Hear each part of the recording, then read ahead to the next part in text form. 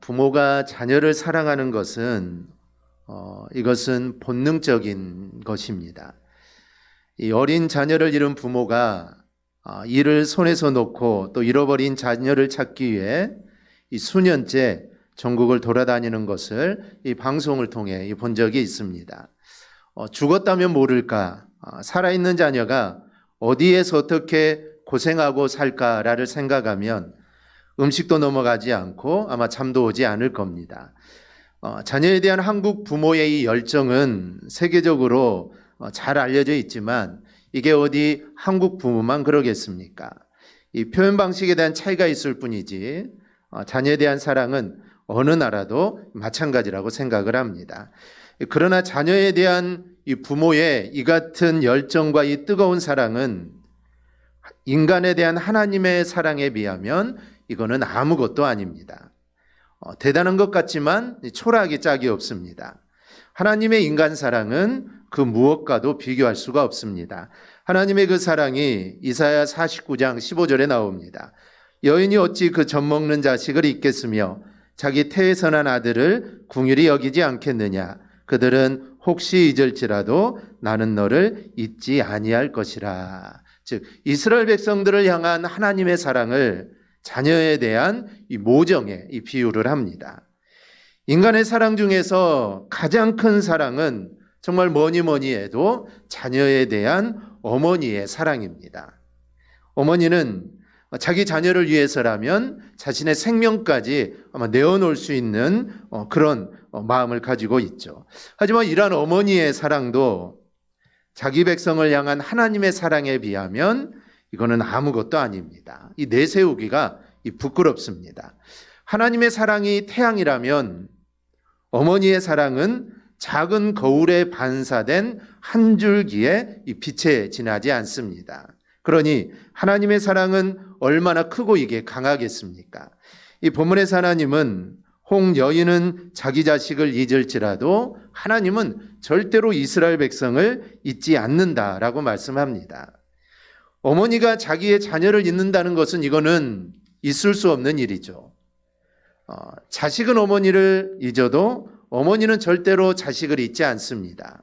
하지만 어머니 중에도 자기의 유익을 위해서 그리고 또 피치 못할 사정 때문에 자식을 버리거나 잊는 부모도 있습니다.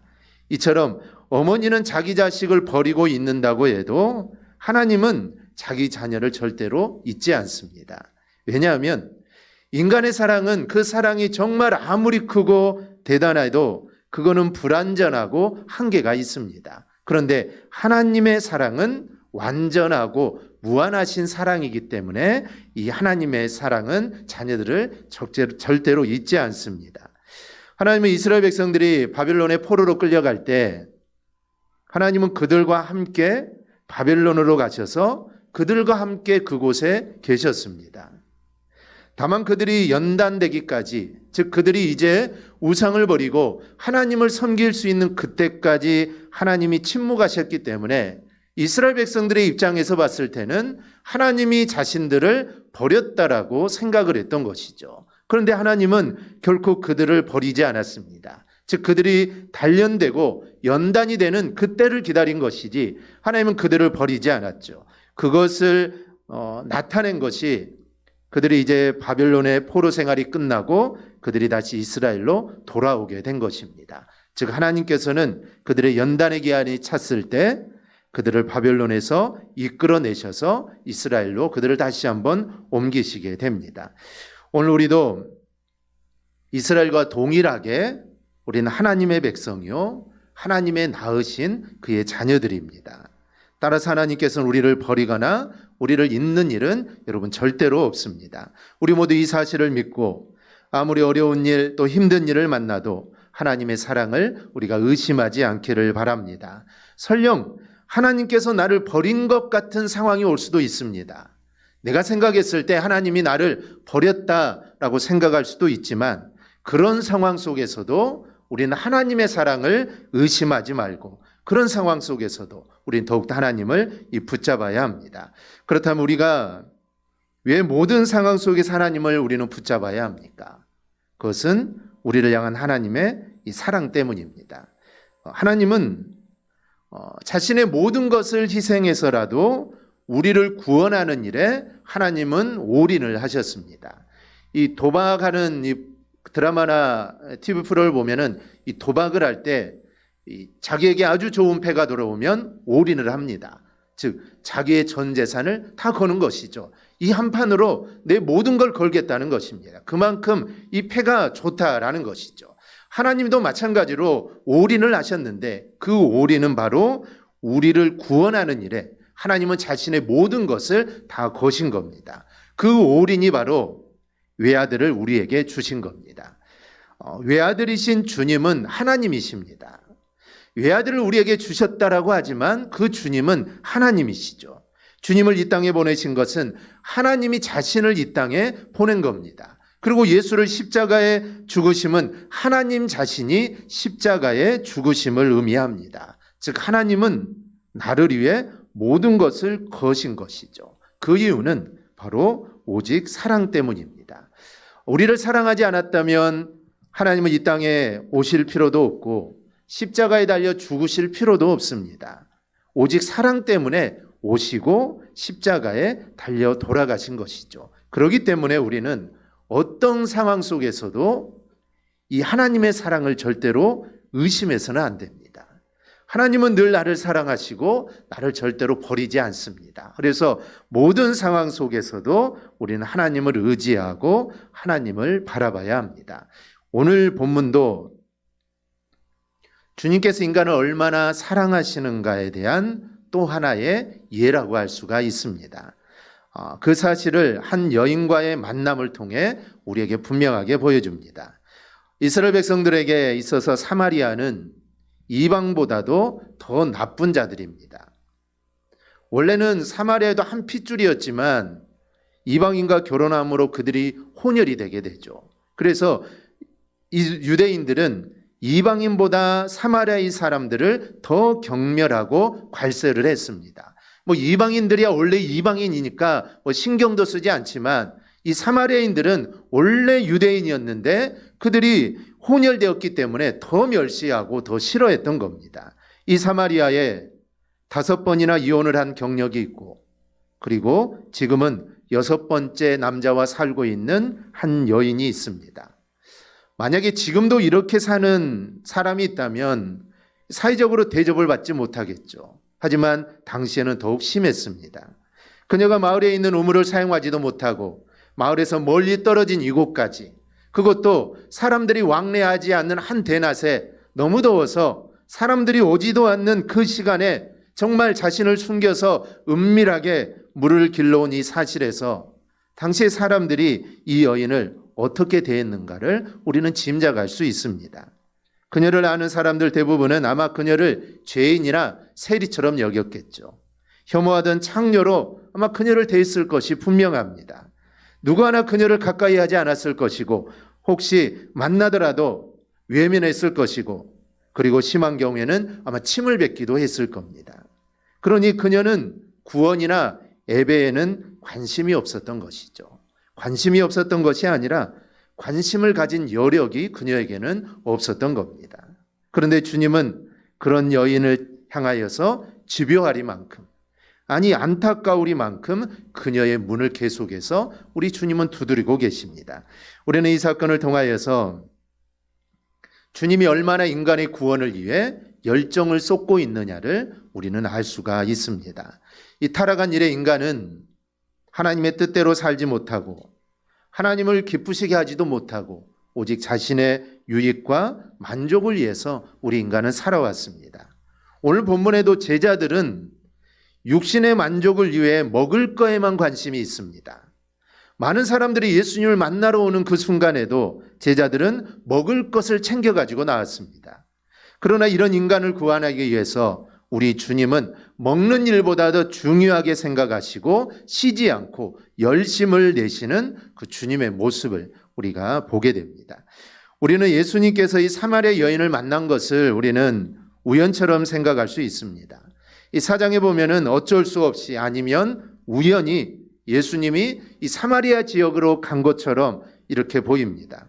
유대를 떠나 갈릴리로 가는 길에 이 사마리아를 지나가다가 우연찮게 한 여인을 만난 것 같이 이 성경은 묘사되어 있습니다. 하지만 여러분 절대로 아닙니다. 한 영혼의 구원에 있어서 여러분 우연이라는 것은 절대로 없습니다. 전도 방법이 정말 많습니다. 전도 방법이 정말 많은데 그 중에 가장 잘 알려진 방법 중에 하나가 이 고구마 전도법이 있습니다. 이 고구마 전도법은 불 속에 고구마를 넣어놓고 어떻게 합니까? 얘가 익었나 안 익었나? 이 젓가락으로 찔러보죠. 잘 들어가면 익은 것이고 안 들어가면 아직 덜 익은 것입니다. 그래서 고구마를 구울 때 불 속에 놓고 젓가락으로 이렇게 한번 찔러보는 것처럼 고구마 전도법은 누구든 어떤 사람이든 만나는 사람마다 한 번씩 찔러보는 겁니다. 즉 예수 믿으라는 것이죠. 내가 그 사람을 알든 알지 못하든 상관없습니다. 만나는 사람마다 예수 믿으세요, 예수 믿으세요 한번 이렇게 찔러보는 것이죠. 그럼 어떤 사람은 나는 예수 믿습니다라고 말할 수도 있고 어떤 사람은 예수 안 믿는 사람도 있을 겁니다. 그래서 이렇게 찔러보는 전도법이 이 고구마 전도법입니다. 그러다 보면 결국 예수님에 대한 관심으로 교회에 나오게 된다라는 것이죠. 그런데 흔히 찔러보다가 거저듣는 것처럼 그냥 예수 믿으라고 한마디 던졌는데 교회에 나오겠다는 사람을 우리가 우연히 만날 때도 있습니다. 그냥 아무런 생각 없이 그냥 한번 찔러봤는데 그 사람이 나는 예수 믿겠다, 교회 나가겠다라고 말하는 경우가 있습니다. 물론 그럴지라도 이것 또한 우연히 전도가 된 게 아닙니다. 다른 사람이 그 사람에게 수도 없이 전도했거나 아마 어느 누군가가 그를 위해서 아마 기도했을 겁니다. 그런데 교회에 나오라고 예수 믿으라고 한마디 던졌는데 전도가 되었다면 우리는 당연히 우연히 그렇게 되었다라고 우리는 생각할 수가 있게 됩니다. 오늘 본문도 역시 예수님께서 우연히 사마리아로 방향을 잡은 것처럼 아니면 갈릴리로 가다가 어쩔 수 없이 사마리아로 가는 과정에 이 여인을 만난 것처럼 그렇게 보여지고 있습니다. 그런데 이거는 절대로 아닙니다. 그 사실 우리가 34절을 보면 알 수 있습니다. 예수께서 이르시되 나의 양식은 나를 보내신 이의 뜻을 행하며 그의 일을 온전히 이루는 이것이니라. 주님은 여기에서 자신의 양식에 대해서 이야기합니다. 주님의 양식은 한마디로 하나님의 뜻을 이루는 것이다 라는 것이죠. 예수님의 삶과 사역에서 하나님의 뜻을 이루는 것보다 더 중요하고 우선시 되는 것은 절대로 없었습니다. 이처럼 주님이 사마리아 여인을 만난 것은 우연이 아니라 밥을 먹는 것보다 더 중요한 일이었습니다. 왜냐하면 이 한 여인을 구원하는 것이 하나님의 뜻이었기 때문에 우리 주님은 그곳으로 가신 것이고 계획적으로 그녀를 만났고 또 만나는 과정에서 계속해서 그녀를 설득해서 결국 그녀로 하여금 주님께서 메시아이시고 구세주이심을 깨닫게 했던 겁니다. 근데 제자들은 어떻습니까? 제자들은 육신의 일이 주님의 일보다 우선이었습니다.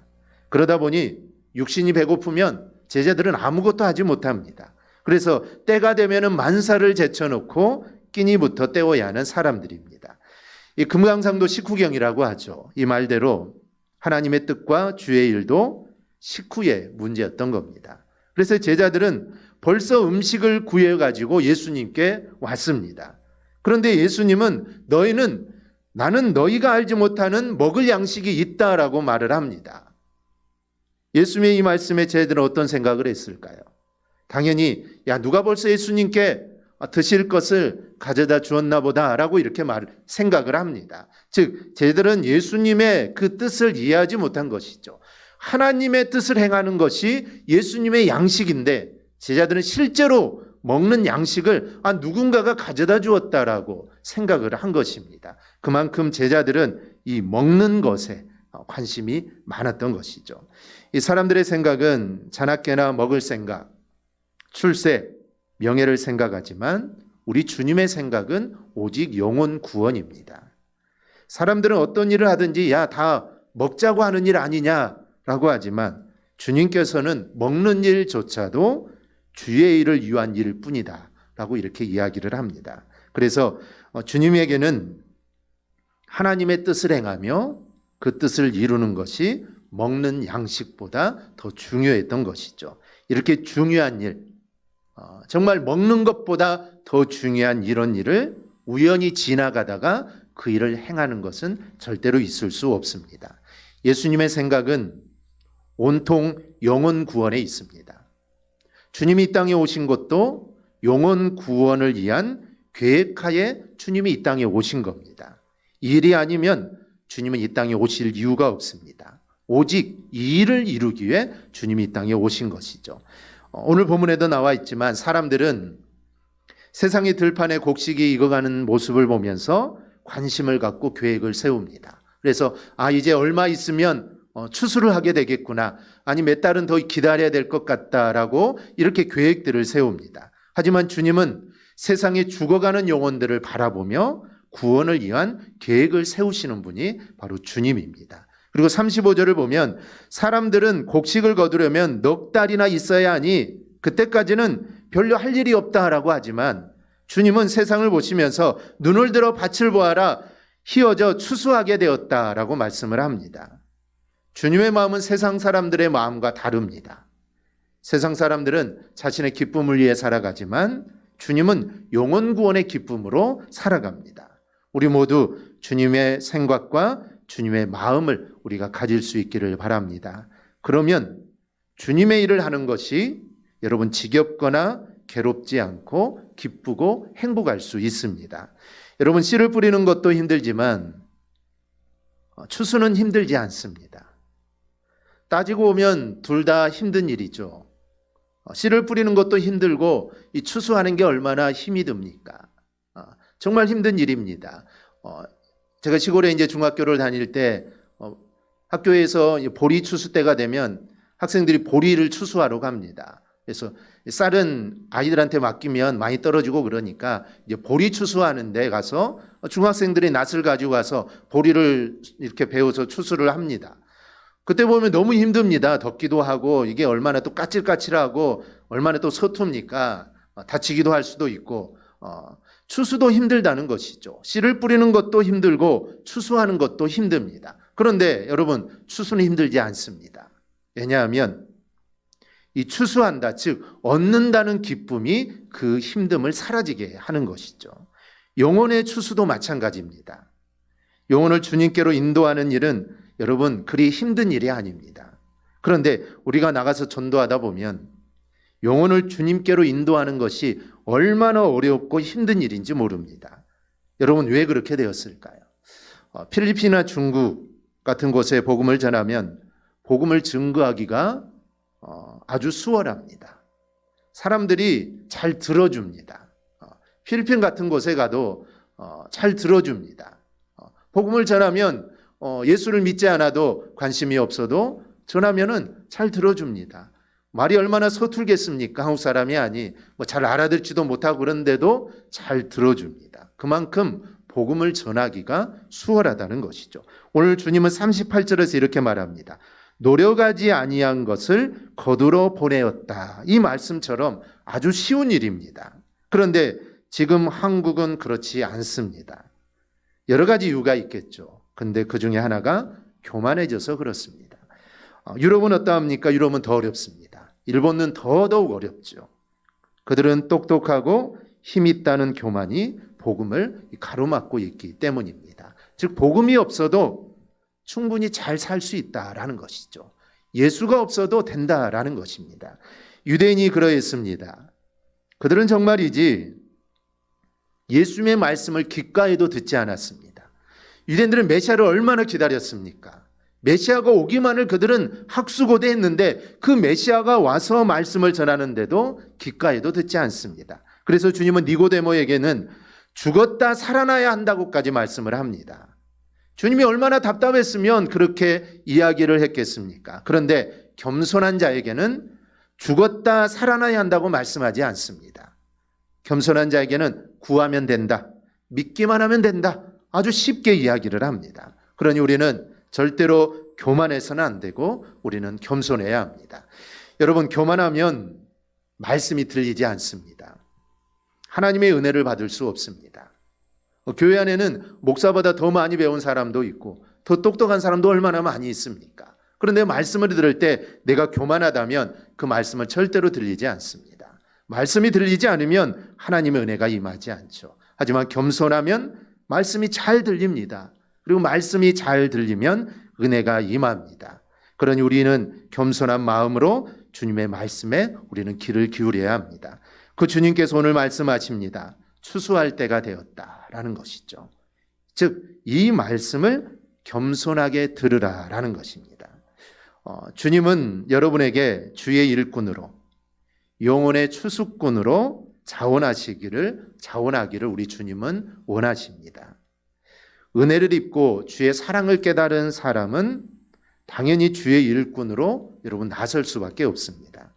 본문은 주님의 은혜를 입어 이제 구세주를 발견하고 구원을 얻은 이 사마리 여인이 추수꾼으로 자원하는 모습을 우리에게 보여줍니다. 우선 사마리아 여인은 예수님께서 구세주이심을 그는 깨닫게 됩니다. 사마리아인이 이걸 깨달은 것은 자기의 노력에 의해서가 아닙니다. 우리가 이 사마리아 여인과 예수님의 이야기를 계속 살펴보았지만 그녀가 예수님을 메시아로 깨달은 것은 그녀의 열심이 아닙니다. 오히려 예수님의 열정 때문이죠. 이 사마리아 여인은 아무런 관심이 없었지만 예수님은 계속해서 그에게 관심을 보이시고 계속해서 이야기를 했던 겁니다. 그런데 이 여인 하나만 유별나게 복음에 대해 무관심하고 또 죄를 많이 지은 게 아니라 이 여인은 전형적인 인간의 모습을 보여주는 겁니다. 우리가 전도할 때 그렇지 않습니까? 전도에도 사람은 관심이 없습니다. 아무런 반응을 보이지 않죠. 이 사마리아 여인도 마찬가지입니다. 자신이 용서받지 못할 죄인을 알고 있음에도 구세주로 오신 주님에 대해 아무런 관심이 없습니다. 그런데도 우리 주님은 관심도 보이지 않는 이 여인에게 계속해서 관심을 갖고 계십니다. 그리고 결국은 자신이 그리스도이심을 밝히 보여주게 되죠. 그러자 이제까지 주님에게 무관심했던 모습과는 정반대로 그녀는 즉시 동네로 들어가서 자신이 만난 메시아를 증거하기 시작합니다. 지금까지 사람들이 만나는 것을 꺼려했죠. 사람들과 이야기하고 만나는 것조차 꺼려했던 그녀였지만 이제는 이것을 염려할 필요가 없게 된 겁니다. 이제까지 고민하고 자신의 고민뿐만 아니라 사마리아인들의 걱정했던 고민했던 그 모든 것들을 예수님을 통해서 이제 밝히 알게 되었기 때문입니다. 그래서 일이 얼마나 급하였든지 그녀는 물동이까지 버려두고 마을로 뛰어 들어가게 됩니다. 자신이 깊이 감추고 사람들마저 가까이 하지 않고 구세주가 앞에 오셨음에도 불구하고 정말 무관심했던 그녀가 이렇게 바뀐 것은 영혼을 사랑하는 예수님의 지극한 이 열정 때문입니다. 우리가 이렇게 믿음의 사람이 된 것을 여러분들은 무엇 때문이라고 생각하십니까? 내가 예수를 믿고 하나님의 자녀가 되고 또 내가 직분을 받고 또 주의 전을 위해 헌신하고 봉사하게 된 것은 여러분 무엇 때문이라고 생각을 합니까? 나름대로 내가 예수를 믿게 된 것이 교회에 대해 관심을 갖고 예수님에 대해 관심을 갖고 이런 것을 통하여서 내가 믿게 되었다라고 생각할 수 있습니다. 맞는 말입니다. 맞습니다. 내가 예수에 대해 관심을 가졌기 때문에 내가 예수를 믿게 된 것이죠. 하지만 그 이전에 오늘 사마리아 여인만큼 여러분을 사랑하신 예수님의 열심과 열정과 사랑이 있었다라는 것을 우리가 꼭 믿으시기를 바랍니다. 주님의 그 사랑이 먼저 있었기에 내가 교회에 대해 관심을 갖고 예수에 대해 관심을 갖고 그리고 내가 예수를 믿고 내 믿음이 여기까지 성장하게 된 것입니다. 그래서 먼저는 예수님의 열심과 사랑이 있었다라는 이 사실입니다. 또 하나 주님께서 그리스도인임을 깨달은 사마리아 여인은 즉시 복음을 증거합니다. 주님을 만났다면 그 반응이 어떻게 되어야 할까요? 자신이 주님을 만난 것이 영광이요 기쁨이라면 당연히 주님을 만나지 못한 사람들에게 여러분 주님을 소개해야 합니다. 사마리아 여인은 지체하지 않았습니다. 자신이 안고 있는 문제는 자신만의 문제가 아니라 그 사마리아인 전체의 문제였기 때문입니다. 자신만 예수에 대해서 관심이 없는 것이 아니라 자신만 유대인으로부터 그런 대접을 받는 것이 아니라 사마리아의 모든 사람들이 유대인으로부터 그런 대접을 받고 그래서 어디서 예배를 드려야 하는가 여기에 대한 궁금증도 있었기 때문에 이 문제는 자신의 문제가 아니라 사마리아인 모두의 이 문제입니다. 그래서 그는 지체하지 않았던 것이죠. 그리고 이 사마리아 여인의 문제는 우리 모두의 현실이기도 합니다.